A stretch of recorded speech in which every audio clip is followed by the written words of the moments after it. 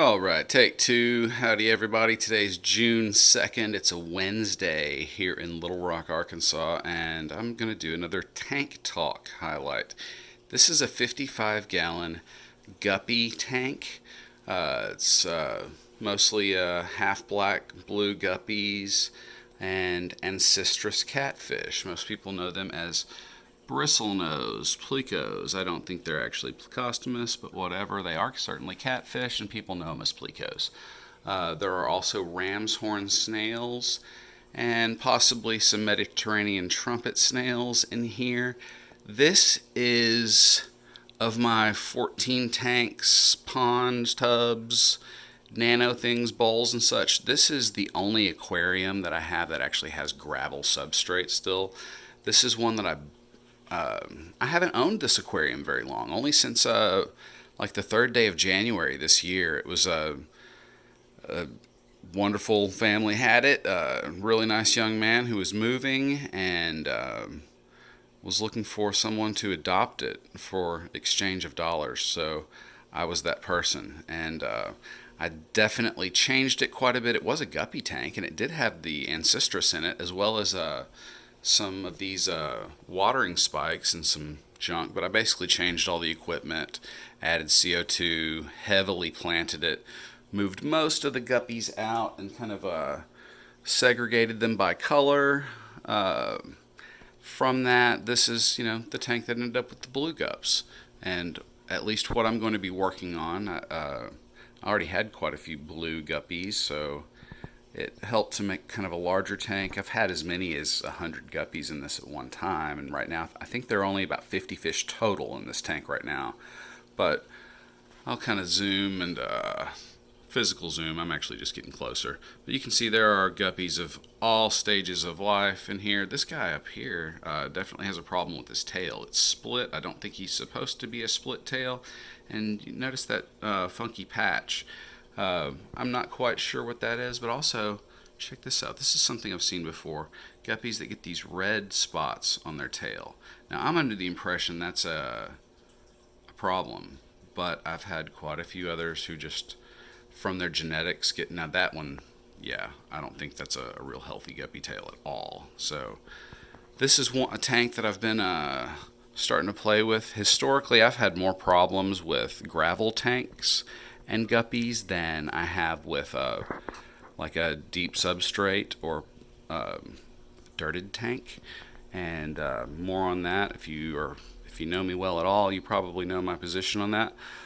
But I did want to get in and record a bit of this tank before I change it, because I'm about to pull out this big Podocostemon stellatus octopus plant, which takes up about a third of the tank. There was another one that was even larger than that was planted roughly in this area, and it took up like from here to over here or so in the tank. I removed it maybe a week ago and put it out in a pond.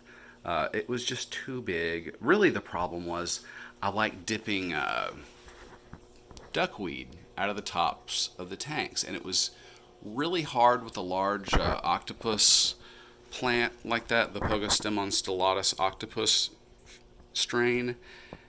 As it grows up, it's hard to dip duckweed out without actually lifting this plant and pulling it along with the net. So I pulled it, got a great deal more light down in here for some of the plants that I was trying to grow more, like the AR, and there's more down there, but you can see it's totally shaded right now. This plant right here should look more like that, but that's what I really want it to look like. Bright light, lots of colors, growing well. Anyway, so there's stuff going on and some shrouding of the light. So I will be pulling this. The CO2 is off right now. You can see it's kind of holding a fairly nice spot, but all the same, this tank, I would appreciate more light on that side. But the downside of that is there's so many fry, and I really hate to take away the cover. You can see the guppies definitely enjoy swimming through the heavy planting, but whatevs. I want the plants to go too. and there are a lot of pretty cool plants on that side of the tank that are just being eclipsed by that Pogosemon plant. So I'll get it out of there and see what we can do. Now this tank generally runs around 82 or 83 degrees. It does have a single small hang-on back and CO2. There is no CO2 is actually turned off right now. I'm swapping that, but I thought it was a decent time. It's tank maintenance time, so whatever. It was time to get a video before it changes. So you can't see the CO2 bubbling up. You can't see the color that my indicator normally runs at and stuff like that, but at least it's nice and quiet over here and I'm enjoying it. So this honestly is probably one of my favorite tanks to just sit and look at. It's not the only tank in this room, but it's one that I'm often walking up to and standing by. I've recently, actually I think it was yesterday, I added about 2 gallons of cool rainwater and seeing if I can get these Ancistrus to trigger some spawning again. They've given me quite a few fry from this tank that have moved outwards to others and found new homes, but it's been, I don't know, it's been a month or so since they've spawned, and actually I would even say that these are probably, that might be the last of the spawnings that I got, so it's been a while.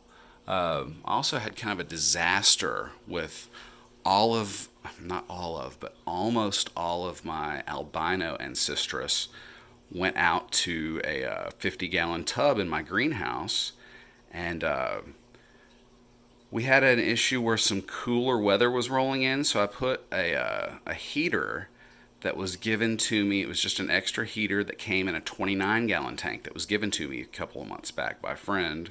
Thank you. And I certainly appreciated it, but I didn't really. The test was when I set it out in the greenhouse. So I kind of turned the temp down a little bit. When I came out the next morning, the greenhouse was a little warmer than I expected, but when I actually checked the water temp, it was like 125 degrees, and I had like 5 little cooked, boiled Ancistrus catfish. So I was pretty miserable about that. It was a heater failure, my fault for not testing an unknown heater, and that will get you guys. Heaters are one of the things that can absolutely destroy an aquarium in a quick moment if they do have a failure. And another thing about fish keeping and aquarium hobbying, if you keep all your eggs in one basket, that might be a bit of a risk. What are you kitties doing? Huh? They're talking to me. They've been chasing the robot vacuum cleaner for a bit. I'm glad it's not in this part of the house right now. But anyway, yeah, thanks for sticking with me while I'm talking about this. I guess I'll really get into this now. So this tank is just a big cosmopolitan smattering of plants. This is kind of my fast grow, high-tech tank with lots of light. So I stick things that I want to grow well in this. But as a result of that, some things grow very well, like Hydrophila Deformis, which is this plant, which has its roots somewhere way back there in the back, and there's another singular one that's planted way back there, but it's been trimmed a lot, and it's got these long arms that are just growing out across the tank, and from time to time I just have to come in here and cut the hydro, and like here in the little pot of AR, Alternantheria renickii, I'll have to make sure that this doesn't actually is. No, it's not. I'm sorry. Those are wrong roots. But these guys will drop roots down. I have to make sure they don't grow into the wrong things. This is another Hydrophila, but this is Hydrophila pinna. I forgot it. Actually, oh well. Dang it! I forgot the name. It's a pinna thing, like a pointy. It means, hey kitty, thank you. This here, Bacopa, I think this is Bacopa caroliniana. This guy here is a Ludwigia. This was a native that was pulled from my yard, the back of my yard. There are lots of other things, Java Fern. This is Lysimachia, same plant as Creeping Jenny that many of you may have in your gardens or potted out of the water. Mini sword, these are kind of interesting. These are some really tiny swords, and I'm not sure why they're tiny, but that's cool. There's a little Ludwigia start, Bacopa, this may be Bacopa monieri, and here, this is Kabamba green or fanwort. There's also Kabamba purple growing in here. Let's see, there's some Kabamba purple, this guy right here. The tall plant that's growing up, this is alligator weed. It's pretty cool, but it does shoot up. It also flowers. Let's see. Yeah, there's a flower. Let me zoom in on it and see if we can. Oh, thank you, Guppies. But yeah, there's an alligator flower. So if anybody said alligators don't have flowers, you can say, nuh-uh, I saw one. They're kind of yellowish white. But yeah, this tank is very cosmopolitan at the moment. It's also got tons of Java moss growing in here, caves for the Ancistrus and the Guppies, but really for the Ancistrus. There are two clay watering spikes down in this area, one here and one here. There's also another one over here that they can use. The males kind of guard these areas and lure females to their traps so they can breed with them, and the females will spawn there, lay eggs, and the males will guard them after fertilizing and then kind of fan water over them for a while at the opening or the entrance of their cave, or even inside the cave for the first few days until they're going around. There's one of the daddy Ancistrus. Let me zoom for you. Can't really see his big bristles, but that guy's probably right at the 3-inch long mark. So he might get a little bigger, but not much. He's toward maturity for sure. And there are several other adult Ancistrus in here as well. I think I've only got one large female though. But lots and lots of gups, lots and lots of ramshorn snails, and yeah, I dig it. This is one of the tanks that I really just spend a lot of time staring at. Back here in the back, we've got Rotala. That's Rotala rotundifolia. Because it has been very shaded, it's not really very red. You can see up closer towards the light, it's picking up some redness, not a lot. Can't really get a good focus on that. Whatevs. And down in here, there's some Java Fern, the crazy hair Java Fern, Windelove. And gosh, there's definitely other interesting stuff back there. There's something that looks a lot like dwarf sage, but is not, that I haven't quite identified. Anyway, once I actually clean this tank out and do some replanting, I will give you guys an update and a show. But I did want to capture it just before it gets changed, give you an idea of what it is, what I'm doing with it, and future plans will very likely end up converting the last of my big tanks that is not running deep substrate. As you can see, yeah, it's just regular old gravel. This is the gravel that was in it when I bought it from another aquarium keeper.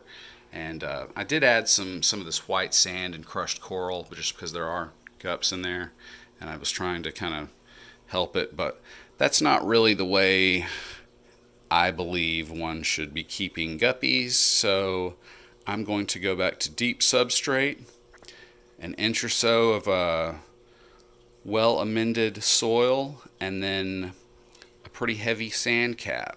The sand I've been using is concrete sand. I'm just buying Quickcrete brand out of a bag from the local hardware store, and it seems to be a really good sand for converting a tank like this to deep substrate method and then planting out. Once I do that, this tank will not need the CO2. This is the only tank that I'm even running CO2 into presently. It's the only one that needs it because it's the only one that doesn't have deep substrate producing its own CO2. But anyway, thanks for sticking with me. I'll show you some other stuff that's a little less conventional aquarium stuff, a little more project oriented soon, but I think I'm going to do an aquarium highlight, just a tank talk on each of my tanks for a bit, and share those with you guys. So thanks for sticking with me through this 15-minute video. Sorry it was so long. I hope you have a great day and enjoy your week. Give me a like, subscribe, or share if you think this is cool stuff, and I'll keep plugging along.